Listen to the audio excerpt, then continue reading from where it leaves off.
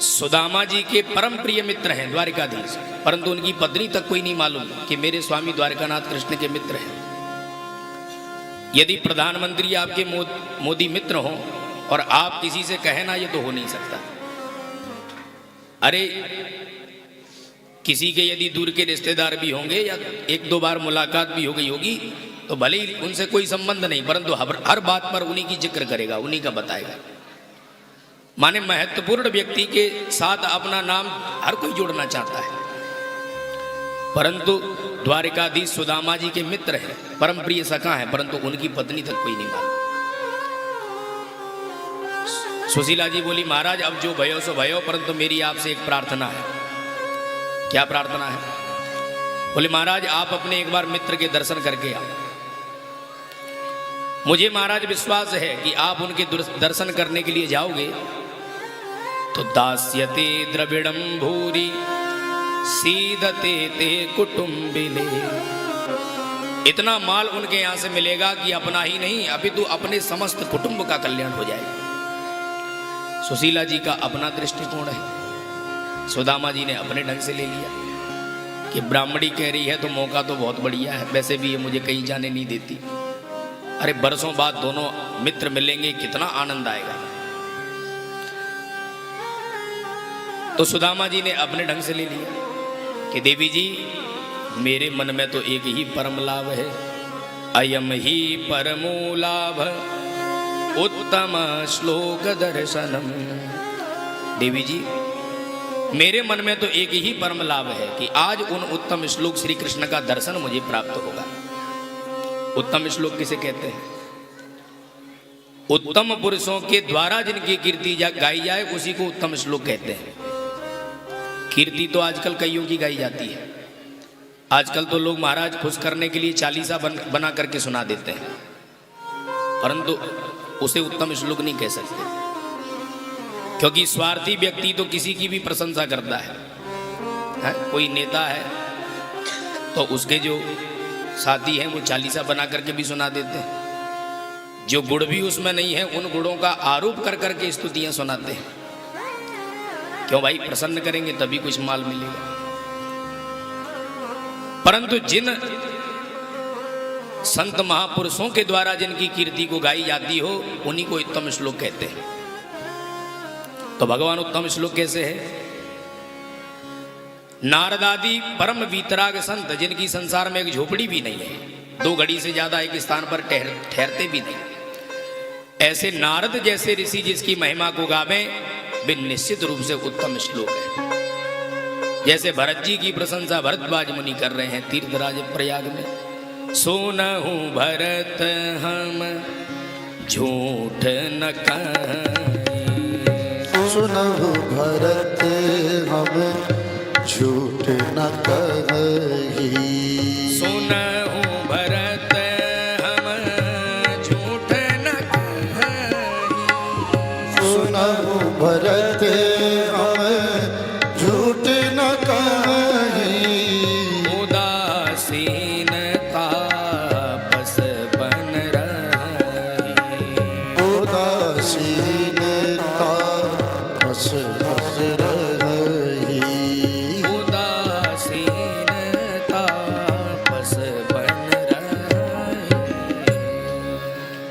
हम उदासीन महात्मा हैं, वन में रहते हैं, परंतु हम कहते हैं भरत तुम हर प्रकार से परम साधु हो। तो जो कुछ नहीं चाहता वो आपकी प्रशंसा करे तो आप वास्तव में प्रशंसनीय है। स्वार्थी व्यक्ति तो किसी की भी प्रशंसा कर सकता है। तो नारदादि बीतराग संत जिनकी संसार में एक झोपड़ी भी नहीं है, वे नारद जैसे संत जिसकी महिमा को गावे वे निश्चित रूप से उत्तम श्लोक है। इसलिए देवी जी उनके दर्शन करने का तो मेरा भी मन है, परंतु मुझे तो ये भी नहीं मालूम कि वो कहाँ मिलेगा। सुशीला बोली महाराज परंतु मोय मालूम है, आस्ते धुना द्वारवत्याम। इस समय द्वारिका के वो बहुत बड़े राजा हैं, राजा। अब देखिए सुदामा जी के ही परम मित्र हैं, परंतु उन्हीं को नहीं पता कि कहाँ है। सुशीला ने सिर्फ नाम सुना है, कोई लेना देना नहीं, और वो जानकारी सुशीला सुदामा जी को भगवान की दे रही है। अब बताओ हम जानकारी किसकी रखते हैं? जिससे हमें कुछ अपेक्षा रहती है कि भाई इनसे हमें कुछ लाभ मिलेगा। कोई नेता आ रहा है, उसकी जानकारी हम कब रखेंगे? जब हमें कुछ लेना देना हो तो हम पूरी जानकारी रखेंगे। नेताजी कब आएंगे, कहाँ रहेंगे, क्या खाएंगे, क्या पिएंगे, किससे मिलेंगे। किसकी जानकारी रखते हैं हम? जिससे लेना देना होता है। परंतु जब कछु लेना ना देना तो मगन रहना। तो सुशीला को लेना देना है, इसलिए सारी जानकारी रखती है। और सुदामा जी को कुछ भी नहीं लेना देना, इसलिए उन्हें कुछ नहीं पता। सुदामा जी बोले देवी जी चला तो जाऊंगा, परंतु क्या लेकर के जाऊंगा? अरे कृष्ण कोई साधारण नहीं है, द्वारिका का राजा है, राजा। और महापुरुषों के यहाँ कभी खाली हाथ नहीं जाते। सुशीला जी बोली महाराज मैं कुछ प्रबंध करती हूँ। घर में तो कुछ था ही नहीं। भाग करके 4 ब्राह्मणियों के घर गई और 4 मुट्ठी चावल मांग करके ले आई। या चित्वा चतुरो मुष्टि विप्रान पृथक तंडुला चैलखंडेन तान वद्वा भर्त्रे प्रादादुपायनम। भाग करके गई और 4 ब्राह्मणियों के घर से 4 मुट्ठी चावल मांग करके ले आई और जीर्ण शीर्ण फटे वस्त्र में बांध करके सुदामा जी को पकड़ा दी। महाराज यही तुच्छ भेंट है, अपने सखा को अर्पित कर देना। और हमने सुना है कि ब्रह्मण्यस्य शरण्यस्य, द्वारिकानाथ श्री कृष्ण शरणागत वत्सल है, ब्राह्मणों के अनन्य भक्त है। आप यही तुच्छ भेंट उन्हें अर्पित करोगे, वो इसी में प्रसन्न हो जाएंगे। परंतु महाराज मौका मिले तो उनसे एक बात मेरी भी कह देना। अच्छा क्या कहना है बता? एक मासे द्वये पाख में 2 एकादशी होए और सो प्रभु दीन दयाल ने नित्य प्रतिदीनी मोए। हे प्रभु, संपूर्ण वैष्णव महीने में 2 बार एकादशी का व्रत करते हैं, परंतु मेरे ऊपर तो आपकी ऐसी कृपा है कि 12 महीने 24 घंटे लगभग घर में एकादशी ही बनी रहती है। थोड़े से शब्दों में सुशीला जी ने अपनी संपूर्ण मनस्थिति का वर्णन कर दिया। सुदामा जी बोले हाँ हाँ देवी जी, मौका मिलेगा तो तेरी भी ये बात अवश्य कह दूंगा। यों कह करके पोटली दबाई और भगवान का भजन करते हुए मस्ती में चले जा रहे हैं। श्री कृष्ण गोविंद हरे मुरारी, हे नाथ नारायण वासुदेव। श्री कृष्ण गोविंद हरे मुरारी, हे नाथ नारायण वासुदेवा। हे नाथ नारायण वासुदेव, हे नाथ नारायण वासुदेवा। हे नाथ नारायण वासुदेव, हे नाथ नारायण वासुदेवा। हे नाथ नारायण वासुदेव, हे नाथ नारायण वासुदेवा। जय जय श्री कृष्ण गोविंद हरे मुरारी, हे नाथ नारायण वासुदेव। श्री कृष्ण गोविंद हरे मुरारी, हे नाथ नारायण वासुदेवा। हे नाथ नारायण वासुदेव, हे नाथ नारायण वासुदेवा। हे नाथ नारायण वासुदेव, हे नाथ नारायण वासुदेवा। हे नाथ नारायण वासुदेव, हे नाथ नारायण वासुदेवा। हे नाथ नारायण वासुदेव,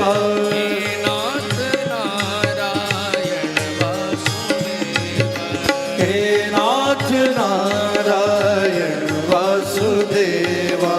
हे नाथ नारायण वासुदेव। हे नाथ नारायण वासुदेवा। जय जय श्री कृष्ण ताली बजाते हुए हे नाथ नारायण वासुदेव। श्री कृष्ण गोविंद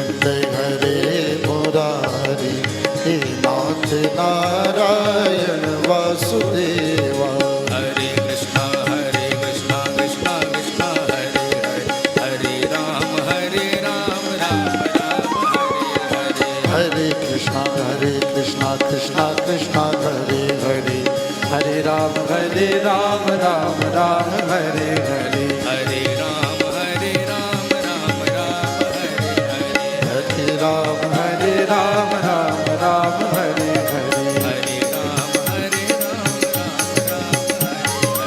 हरे राम हरे राम राम राम हरे हरे। चलते चलते बेचारे थक गए तो एक वृक्ष की घनी छाया में विश्राम करने लगे। भगवान ने ऐसी दिव्य लीला रचाई कि उठा करके सुदामा जी को द्वारिका में ही सुला लिया। जब नींद खुली, उठ करके चारों तरफ देखा तो बड़े बड़े भव्य प्रासाद भवन दिखाई पड़े।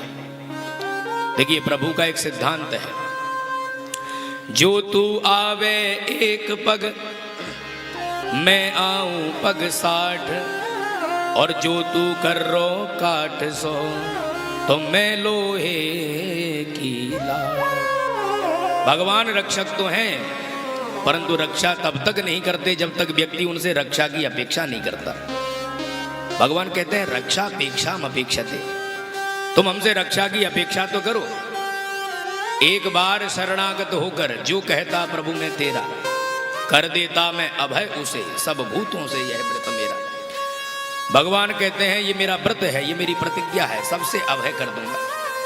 ईमानदारी से बस एक बार मेरे चरणों में बैठ करके कह दो कि प्रभु तबास्मी, हम तो जैसे भी हैं, चाहे बुरे हों चाहे भले हों, आपके ही हैं। तो भगवान फिर गुण दोषों पर नजर नहीं डालते, व्यक्ति को अपना बना ही लेते हैं। गीता में भी भगवान कहते हैं अनन्याश्चिन्तयन्तो मां ये जना पर्युपासते, और तेषां नित्याभियुक्तानां योगक्षेमं वहाम्यहम्, योगक्षेमं वहाम्यहम्। भगवान कहते हैं समस्त लोगों से तुम्हें अभय कर दूंगा, बस ईमानदारी से बैठ करके कह दो कि प्रभु हम जैसे भी हैं तुम्हारे हैं। निद्रा भग्न हुई सुदामा जी की जगह। चारों तरफ जब बड़े बड़े भव्य प्रासाद भवन दिखे तो घबरा गए। अरे भैया ये कौन सी नगरी में आ गए। एक राहगीर को आता हुआ देखा तो पूछ बैठे, भैया जी राम राम, बता सको यहाँ से द्वारिका कितनी दूर है। राहगीर आंख फाड़ फाड़ करके देखने लगा। हे बाबा, ये कैसा बेतुका प्रश्न है, द्वारिका में खड़े होकर के पूछ रहे हो द्वारिका कितनी दूर है, ये द्वारिका तुम्हें नजर नहीं आती क्या। भगवान बोले यदि ये द्वारिका है तो ये बताओ कि मेरा कन्हैया कहाँ है। राहगीर बोल रहा, महाराज आपके पास उनका कुछ गली number, address number, sector number कुछ है। सुदामा जी बोले मोए कछु ना मालूम, मोए तो इतना मालूम है कि यहाँ को बहुत बड़ा राजा है, राजा। अरे वो तो मेरे बचपन को मित्र है, तो मैं कनुआ कनुआ कह करके बुलाऊं, वैसे बा को नाम तो पूरा कृष्णचंद्र है। जो राहगीर ने कृष्णचंद्र नाम सुना तो नीचे से ऊपर तक घूरने लगा। ए बाबा, तुम्हें मालूम है तुम किसका नाम ले रहे हो। अरे वो हमारे महाराज हैं, सर्वेश्वर हैं, उनका नाम कोई ऐसे नहीं ले सकता। अरे उनका नाम तो बड़े अदब और विशेषणों के साथ मिलकर के लिया जाता है।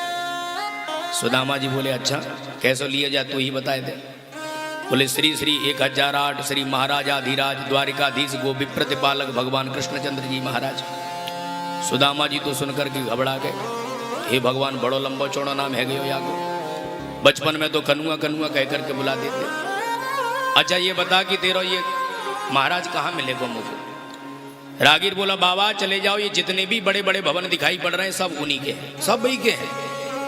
हाँ बाबा सब उन्हीं के हैं, किसी भी भवन में घुस जाओ।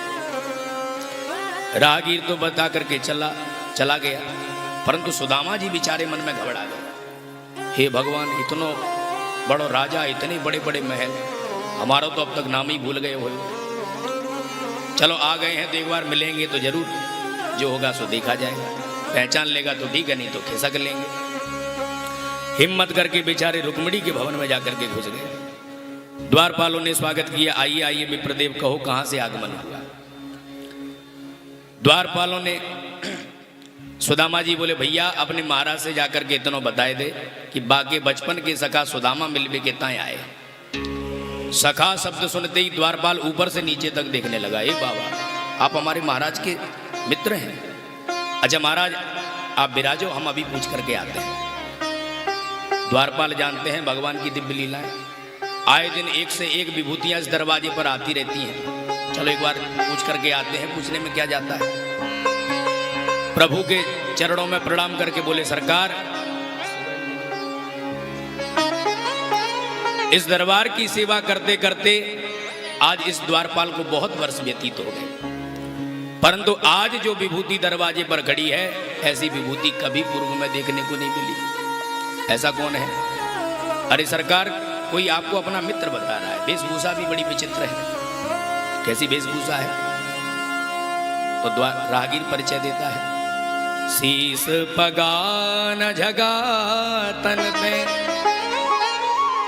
प्रभु जान के आए बसे के ही ग्रामा, धोती बड़ी सिलटी दुपटी और पाय उपान की नहीं शाम,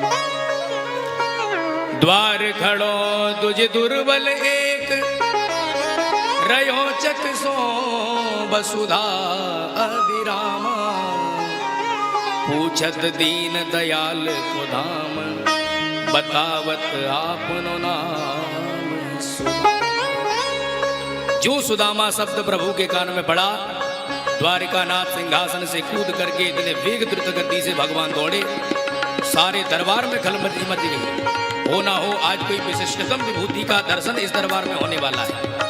आए दिन एक से एक विभूतियां पधारती रहती हैं। सदा प्रभु का हमें वचन मिलता है कि जाओ और ससम्मान उन्हें लेकर के आओ, परंतु आज सरकार स्वयं जिसकी अगवानी के लिए दौड़ रहे हैं, हो ना हो कि विशिष्ट विभूति आने वाली है। सारे दरबार में खलबली मच गई, स्वागत की तैयारी होने लगी और सुदामा जी मन ही मन घबराए दरवाजे पर खड़े। और जो प्रभु को आता हुआ सुदामा जी ने देखा, दौड़ पड़े और दोनों मित्र दोस्त एक दूसरे के भुजा पास में बंद करके गले से लगा लिए। बोल दीन बंधु भगवान की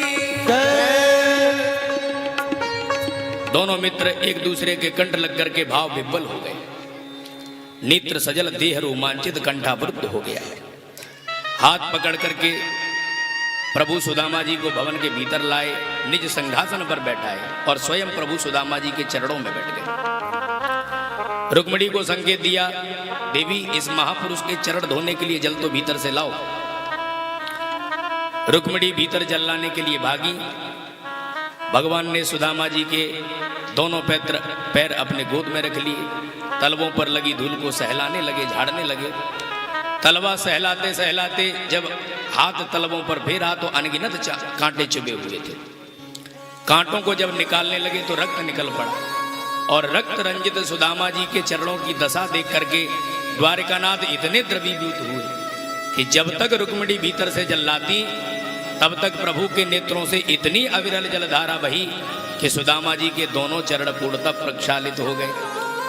ऐसे बेहाल विवाइन सो पग कंटक जाल लगे पुनि जो है, हाय महादुख पायो सखाने, तुम आए इते न किते दिन सोए। देख सुदामा की दीन दशा, करुणा करके करुणा निधि रोए। पानी परात को हाथ छुओ नहीं, नैनन के जल सो पग धोए। प्रीतो विमुंचयन बिंदु, नेत्राभ्याम पुष्करे क्षण।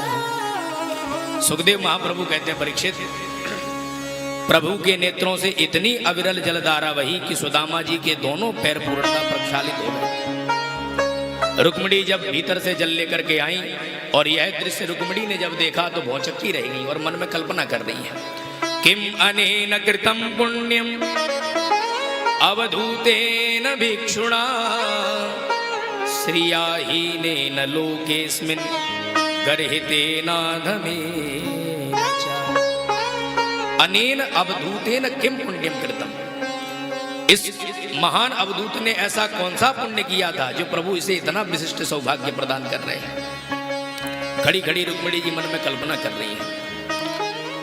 रुक्मिणी जल लेकर के आई, परंतु जल का काम तो पूरा हो गया था। भगवान ने सुदामा जी के चरणों तक को रुक्मिणी को दिया और बोले देवी इस बीतराग संत के चरणों तक को लेकर के जाओ और मेरे पूरे आंगन को इसके द्वारा पवित्र बना दो। सबसे पहले प्रभु ने उस चरणों तक का अपने ऊपर सिंचन किया।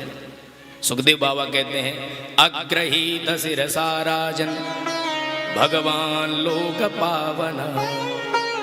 सुखदेव जी कहते हैं परीक्षित जिन प्रभु का नाम स्मरण कोई कर ले तो तत्क्षण व्यक्ति पावन हो जाता है। इसलिए ब्राह्मण देवता पूजा पाठ में यही सबसे पहले मंत्र पढ़ते हैं अपवित्रः पवित्रो वा सर्वावस्थांगतोऽपि वा या स्मरेत् पुंडरीकाक्षं सबाह्याभ्यंतरा शुचि। अपवित्रः पवित्रो वा, आप पवित्र हो या अपवित्र हो, परंतु जिन द्वारिकानाथ कृष्ण का यदि कोई स्मरण भी कर ले तो तत्क्षण वो पावन हो जाता है। वो भगवान सुदामा जी के चरणों तक को अपने ऊपर डाल करके कह रहे हैं कि आज मैं परम पावन हो गया। क्यों कह रहे हैं? क्योंकि जो संसार से कुछ नहीं चाहते, परमात्मा से भी कुछ नहीं चाहते, भगवान ऐसे भक्तों के पीछे पीछे दौड़ते हैं कि इस संत के चलने से जो धूल उड़े उस धूल में स्नान करके मैं अपने को पावन बना लूं। अनुव्रजाम्यहं नित्यं पूजयेत्यंगरेणुभिः। भगवान सुदामा जी को अंतःपुर में लाए, स्नान कराए, नूतन वस्त्र पहराए, भोजन पवाए, फिर निज सैया पर ला करके सुलाए। पयः फेन निवासैया, दूध के झाग के समान शुभ्र सुकोमल सुखद सैया पर ला करके भगवान ने सुदामा जी को शयन कराया। सुदामा जी को उस सैया पर ऐसा अनुभव प्राप्त हुआ जैसे क्षीर सिंधु में अवगाहन करने लगा। रुक्मिणी जी ने जब देखा कि प्रभु मेरे चरण सेवा कर रहे हैं तो दासी भी तो कुछ सेवा करे, तुरंत भाग करके गई, पंखा लाई और सुदामा जी के ऊपर हवा करने लगी। देवी पर्यचरत साक्षात चामरभ्यजनेन वै। सुखदेव जी कहते हैं परीक्षित दर्शन कर, जिस व्यक्ति के, जिस अवधूत के आज लक्ष्मी और लक्ष्मीपति दोनों चरण दबा रहे हैं, बोलो संसार में इनसे बड़ा धनवान और कौन हो सकता है, जिसकी सेवा में लक्ष्मी और लक्ष्मीपति दोनों लगे।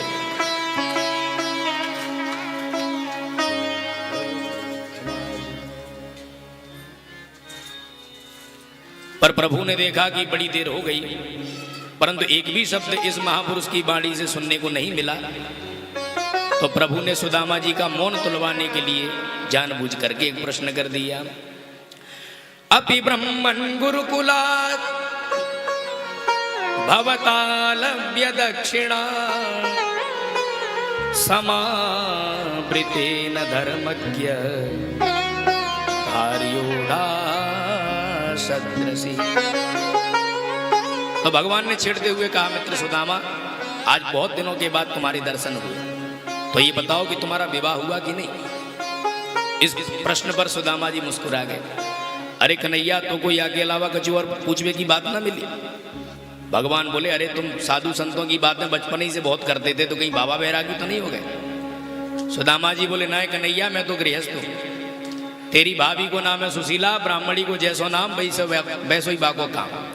बड़ी सीधी सादी है, लाला सो जीवन की गाड़ी बड़े आनंद से चल रही है। भगवान बोले मित्र सुदामा, तुमने चुपचाप विवाह कर लियो, मुझको सूचना तक ना दी।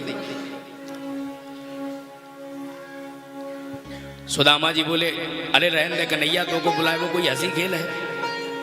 भगवान बोले देखो मित्रता में अब ऐसी बातें अच्छी ना लगे, अब ना बुला पाए तो ना बुला पाए, परंतु ये बताओ कि कभी भाभी जी ने मेरी चर्चा करी कि नहीं। सुदामा जी बोले लाला सांची बताऊं तो आज तेरी भाभी नहीं तेरे पास भेजो है। अब भगवान प्रसन्न हो गए, वाह, भाभी ने यदि मेरे पास भेजा होगा तो कुछ तो मेरे लिए जरूर भेजा होगा। अब सुदामा जी की धड़कन तेज भई, हे भगवान भेजो तो है। 4 घर के टूटे फूटे चावल फटी धोती में बांध करके पकड़ा दिए। मैं दिखाऊंगा तो क्या कहेगो, जन्म की दरिद्रता लेकर के आ गए। सो पुटरिया और जोर से कस के दबा ली। अरे कन्हैया भैया, हम पे कहा धरो जो तेरे तय कछु ला सके। भगवान बोले देखो भाई, मित्रता में ऐसी बातें अच्छी ना लगे, यदि लाए हो तो हाँ कहो, नहीं तो मना कर दो। सुदामा जी बोले अरे भैया, हम पे कहा धरो जो तेरे तय कछु लाए, हम पे कछु ना है तेरे तय। भगवान बोले मालूम पड़े मित्र, तुम्हारी बचपन की आदतें अभी तक सुधरी ना है। क्या मतलब? अरे याद है गुरु जी की आज्ञा से हम दोनों संविधा लेने के लिए गए थे जंगल में, बारात कितनों पानी बरसो, दे पानी बंद ही ना हो। सुदामा जी बोले हाँ लाला, मुझको एक एक बात याद आ गई है, कितनों भयंकर पानी। हम दोनों मित्र फिर एक वृक्ष के नीचे ही पूरी रात गुजारी। भगवान बोले तब तो ये भी जरूर याद होगा, सब याद है तो, कि बारात सर्दी में तुम्हारे दांत भी खूब खटखटा रहे थे। सुदामा जी समझ गए ये तो हमारी कछु पोल खोलवे बारो है, तो तुरंत बोले अरे कन्हैया छोड़ भैया, अरे विद्यार्थी जीवन के तो आनंद ही कछु और हो गए। भगवान बोले तो सांची बताओ, भाभी जी ने कछु ना भेजो मेरे तक। सुदामा जी बोले भाई तू फिर घुमा फिरा करके भाभी जी पे आ गए। अरे भाई तू ते मना कर दी, हम पे कछु ना धरो तेरे तना जो ला सके। भगवान बोले मित्र मालूम पड़े तुम हमारो स्वभाव भूल गए हो, चलो एक बार याद दिलाता हूं। क्या स्वभाव है भगवान का? पत्रम पुष्पम फलम तोयम यो मे भक्त्या प्रयच्छति, और तदहम भक्त्युपरितम अस्नामि प्रयता। मित्र में पदार्थों का मौका नहीं, पत्रम पत्र हो, पुष्पम पुष्प हो, फलम फल हो, और ये सब भी ना हो तो तोयम केवल जल ही हो। मैं ये नहीं देखता कि तुम कितनी कीमती चीज चढ़ा रहे हो, मैं तो ये देखता हूं कि तुम किस भाव से चढ़ा रहे हो। यूं में भक्तिया प्रयच्छति, भक्ति भाव से दिया हुआ अणु माने तिनके के समान भी वस्तु मेरे लिए पर्याप्त है, इसलिए संकोच मत करो, जो लाए हो सो दो। सुदामा जी बोले जब हम कछु लाई ना है तो कहां से तो को दे दें, तू लाख प्रवचन सुनाए ले, कछु फर्क ना पड़े बार। भगवान बोले भाई बड़े शर्मीले हो। अच्छा एक बात बताओ, हम देख रहे हैं तुम जब से आए हो तब से या हाथ को बड़े दबा करके बैठे हो चुपका के, ये हाथ में कछु बीमारी है अगर तुम्हारे? सुदामा जी बोले अरे लाला कितनी दूर पैदल यात्रा करके आए हैं तो हाथ पैर में तो दर्द ही जाए। भगवान बोले चलवे से पैर में दर्द है जाए ये तो समझ में आ गया, चलवे से हाथ में कैसे दर्द है जाए? और यदि तुम्हारे हाथ में दर्द है रहे हो है तो हम बैठे बैठे 2 घंटा से तुम्हारे चरण फालतू में दबा रहे हैं, लाओ हमको हाथ दो, तुम्हारा 2 मिनट में हाथ ठीक कर दो। अब सुदामा जी घबराए, तुरंत बोले अरे दीन बंधु मुंह पे दया कर, मेरे हाथ से हाथ मत लगाई हो। भगवान बोले कछु है जाए, अब तो तुम्हारा दर्द हम दूर करके ही रहे। और तुरंत भगवान ने जैसे ही सुदामा जी का हाथ पकड़ा तो सुदामा जी की पोटली दिखी, सुदामा जी की पोटली दिखाई पड़ गई, और स्वयं जहार के मिदत इति प्रदगत अंडुला। भगवान ने तुरंत उस पोटली को खींच लिया और प्रेम से भाव से उस पोटली को खोल करके उसके चावलों को पाने लगे। इति मुष्टिम सगृग जगद्वा द्वितीयाम जगदुमा ददे, और तावत् श्री जगृहे हस्तम तत्परा परमेश्वर। भगवान ने एक मुट्ठी चावल अपने मुख में डाला और एक लोक की संपूर्ण सुख संपत्ति सुदामा जी को मन ही मन प्रदान कर दी। और जैसे ही दूसरा मुट्ठी चावल लेकर के अपने मुख में डालने को हुए कि तुरंत रुक्मिणी जी ने हाथ पकड़ लिया। अरे सरकार सोच समझ करके दान करो, परिवार बहुत बड़ा है। अथवा इसलिए हाथ पकड़ लिया कि सर्वस्व दे करके क्या स्वयं सुदामा बनने का विचार है, अथवा इसलिए हाथ पकड़ लिया। अरे भावुकता में पा रहे हो अपने मित्र के लाए हुए चावल को, बाद में तुम्हारा पेट खराब हो जाएगा। पत्नी को पति के स्वास्थ्य की चिंता रहती है। भगवान रुक्मिणी जी को पोटली लेकर के बोले देवी इस बीतराग संत के प्रसाद को लेकर के जाओ और मेरे पूरे कुटुंब में जाकर के वितरण करो। रुक्मिणी उस पोटली को लेकर के चली गई। भगवान बोले मित्र बता नहीं सकता भाभी जी के भेजे हुए प्रसाद में क्या आनंद था, और तुम इतनी देर से छुपाए बैठे थे। अच्छा ये बताओ भाभी जी ने यदि ये मेरे लिए भेजा था तो मेरे लिए कुछ तो जरूर कहा होगा। सुदामा जी बोले हाँ कन्हैया आते ने खूब याद दिला दी, तेरी भाभी ने एक बात कही थी। क्या बात कही थी? एक माह से द्वये पाख में 2 एकादशी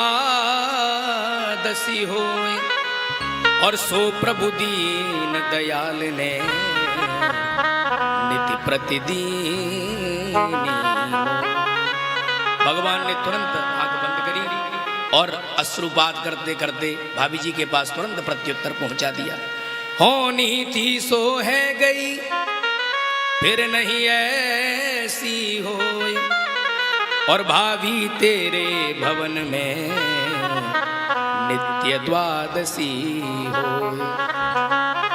क्या कर दिया कमाल, सुदामा जी को पता भी नहीं चला। और सुदामा जी प्रसंग बदल कर बोले अरे कन्हैया तू मेरे घर की छोड़ अपने घर की बोल। भगवान बोले अच्छा पूछो क्या बताए। अरे फिर कन्हैया पहले तो ये बता तेरा विवाह भयो कि ना है। भगवान बोले चलो तुम विवाह की पूछ रहे हो तो मिलवा ही देते हैं। हाँ भैया जरूर मिलेंगे, बोला बोला। भगवान ने रुक्मिणी जी को संकेत दिया जाओ सबसे कहो आशीर्वाद ले जाए। रानी पटरानी को पता चला तो भागी भागी दौड़ी दौड़ी आशीर्वाद लेने के ताए आई। सबसे पहले रुक्मिणी जी ने प्रणाम किया, महाराज जी दंडोत। सुदामा जी भगवान की ओर देखने लगे, अरे कन्हैया परिचय तो करा कौन है भैया। भगवान बोले यही है हमारी श्रीमती जी। ओहो सौभाग्यवती भव, पुत्रवती भव, पति प्रिया भव। पीछे से आई कालिंदी, महाराज जी प्रणाम। लाला अब ये कौन है। भगवान बोले मित्र ये भी बेई है। अच्छा दो दो विवाह हो गए। सौभाग्यवती भव, पुत्रवती भव, पति प्रिया भव। पीछे से आई कालिंदी सत्यभामा जी, महाराज जी प्रणाम। लाला अब ये कौन है। भगवान बोले मित्र अब ने बताए भी में शर्म लग रही है? तुम्हारे पास आती जा रही है, आशीर्वाद देती भी चले जाओ, बार बार पूछो मत, ये सब वे ही है। अरे तो का 10-50 विवाह है गए तेरे। अब भगवान बोले मित्र ने बताए भी में ज्यादा शर्म लग रही है, सब आती जा रही है, आशीर्वाद भी देते जाओ, गिनते भी चले जाओ। अच्छा ठीक है बुला बुला, सबन को बुला। सुदामा जी ने सोचा ज्यादा से ज्यादा 10-50 होंगे, और जो लंबी लाइन लगी देखी सुदामा जी ने। सुदामा जी तो बावरे है गए। सौभाग्यवती भव, पुत्रवती भव, पति प्रिया भव। सौभाग्यवती भव, पुत्रवती भव, पति प्रिया भव कहना भी सुदामा जी को मुश्किल हो गया। जल्दी जल्दी में भव भव भव भव भव भव 1000, 2000, 4000 संख्या पहुंचती, कब तक गिनते। सुदामा जी बोले कन्हैया तेरी लीला मेरी समझ में ना आवे भैया। अरे ये तेरी का लीला है, जल्दी बता अब कितनी और है। सुदामा जी बोले, भगवान बोले सांची सांची बताएं मित्र। तो पूरी संख्या है 16,108। सुनते ही सुदामा जी की खिसक गई खाट। कन्हैया तेने मेरो अब मिला कर दियो। अरे भाई मेरो तो आशीर्वाद देते देते गलो ही बैठ जाएगो। भगवान बोले अब तुमने मेरे घर में आग लगाई है, आदि को आशीर्वाद दे दियो, आदि को ना दियो, अब मुझे लड़ाई ना करेंगे। सुदामा जी बोले एक काम कर कन्हैया, ये सब तेरी अर्धांगिनी, तू सबको अर्धांग, तो इन सब के बदले में मुंह को प्रणाम कर ले, मैं सबके बदले में तो कोई आशीर्वाद दे दूं। अंत में भगवान ने सुदामा जी के चरणों में प्रणाम किया। सुदामा जी ने संपूर्ण कुटुंब को भगवान के साथ ही आशीर्वाद दिया, और धीरे से कान में जाकर के बोले क्यों रे कन्हैया, मैंने तुमको विवाह में ना बुलायो तो तूने उलानो सुनाई दी, और तैने हजारन विवाह कर लिए, एक विवाह में मेरी याद ना आई। अरे एक में भूल गए और दूसरे में बुलाए ले तो। भगवान बोले मित्र मेरे विवाह की यदि तारीख पक्की होती तो सबसे पहले आप ही घर में आते। अरे तारीख काऊ की पक्की ना भई, जब भई तब चटई पट भई। दोनों मित्र रात भर खूब गपशप किए। सुदामा जी प्रातः काल होते ही चल दिए, तो भगवान ने ना रोका ना टोका। सुदामा जी बोले लाला अब मैं चलूं। भगवान बोले अब मैं कैसे कह सकूं।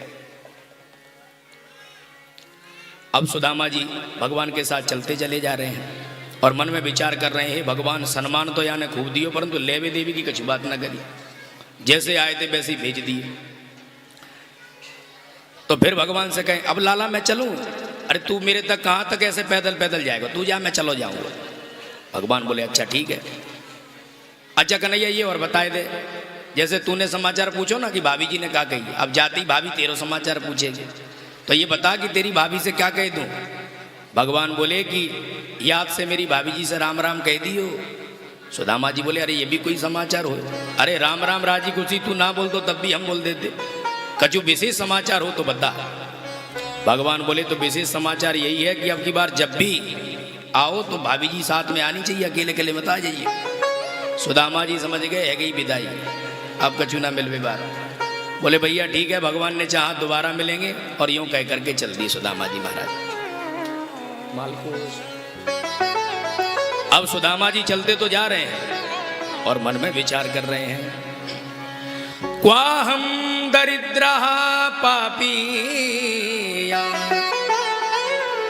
क्व कृष्ण श्रीनिकेतन ब्रह्म बंधुरिते स्माहम जानुभ्याम परिरंभिता।